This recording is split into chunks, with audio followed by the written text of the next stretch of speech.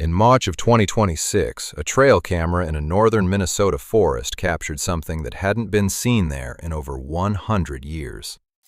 Wildlife officials had spent decades insisting it was impossible, a ghost story, a myth, and they were wrong.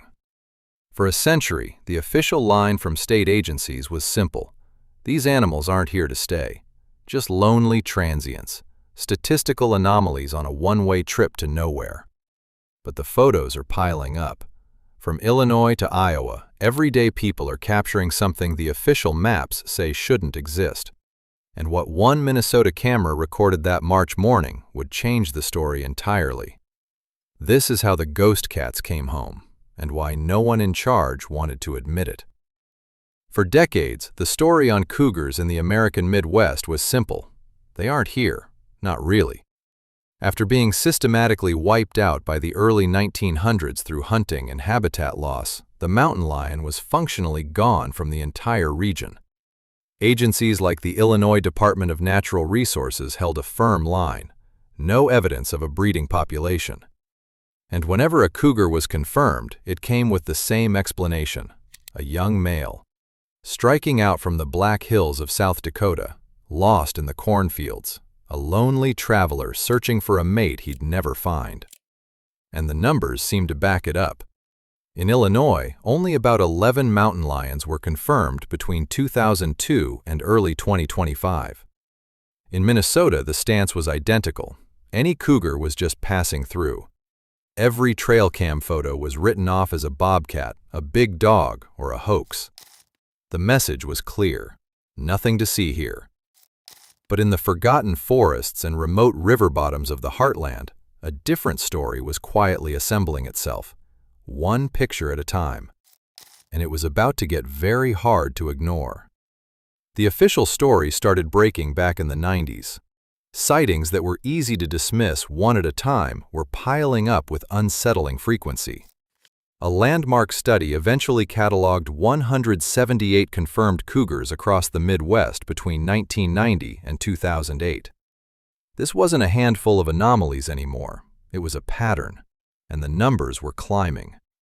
Then came the kind of evidence you can't argue with. In Iowa, a state with no official breeding population, there have been nearly 50 confirmed or highly probable sightings since 2001. More than half of them since 2019. These weren't blurry photos. They were carcasses from car collisions, animals shot by hunters, crystal clear trail cam images. But here's the detail that broke the lonely male theory wide open. In June of 2017, the first female cougar in recent history was documented in Iowa. Then another, and another. In November of 2023, 2 more females were killed in Iowa just 5 days apart. And that matters, because females don't wander far the way males do. A male on a one-way trip is a curiosity. A female is something else entirely. A female is how a population begins. The state still insisted there was no evidence of breeding. But the silent digital eyes of thousands of trail cameras were telling a story the press releases couldn't.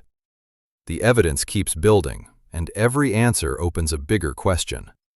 Are these cats just passing through, or are they setting up shop? If you've ever caught something on a trail cam you couldn't explain, tell me in the comments. Your sighting might be another piece of this puzzle.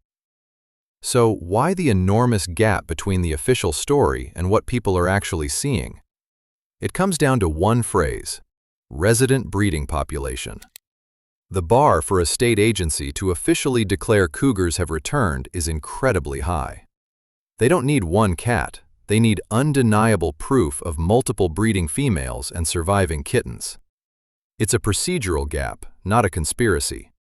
These agencies have to be conservative. Meanwhile, the science had been quietly pointing one direction for years. One study found parts of the upper Great Lakes could support 500 or more cougars. The habitat was ready. The prey, a booming white-tailed deer population, was more than ready. The path was obvious. The Black Hills and Nebraska's Pine Ridge act as a nursery, producing a surplus of young cougars forced to find their own territory. One male was famously tracked from the Black Hills all the way to Connecticut before a car killed him, a journey of nearly 2,000 miles. That proved they could get here. The only question left was when someone would find the final, irrefutable proof. As it turned out, they already had. They just didn't know it yet. In March of 2026, researchers with the Voyageurs Wolf Project were studying deer in northern Minnesota when a GPS collar sent a mortality signal. They drove out to the location. What they found was a deer carcass stashed under a pile of leaves, the classic calling card of a big cat. They assumed bobcat. They set up trail cameras, and they waited. 4 hours later, the cameras captured something that had not been officially documented in Minnesota for over 100 years. 2 cougar kittens. Then, the rest of the family stepped into frame. A mother, 3 large kittens, 7 to 9 months old. They lingered for hours in front of the cameras. The Minnesota DNR confirmed it, the first verified evidence of cougars reproducing in the state in more than a century.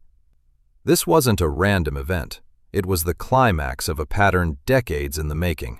The sightings in Illinois and Iowa weren't local curiosities. They were points on a map, tracing a clear eastward march. And Minnesota was the next logical step. A line had just been crossed. So, where does this leave us? In a strange, fascinating middle ground. The official maps are being redrawn in real time by a handful of researchers and an army of citizen scientists with trail cameras. The old story that cougars simply aren't here is becoming impossible to hold. And yet, the future is unwritten. A Minnesota DNR biologist noted these particular kittens might not survive. The threats from cars, from wolves, from other cougars are immense. But we are clearly getting closer to the point where a self-sustaining population becomes far more likely. The ghost cats are stepping out of the shadows. The question is no longer if they're here, it's what happens next. Because Minnesota isn't the only place this is unfolding. What's crossing into the American Southeast right now is even harder to explain, and even harder to ignore. That's the next video. I'll see you there.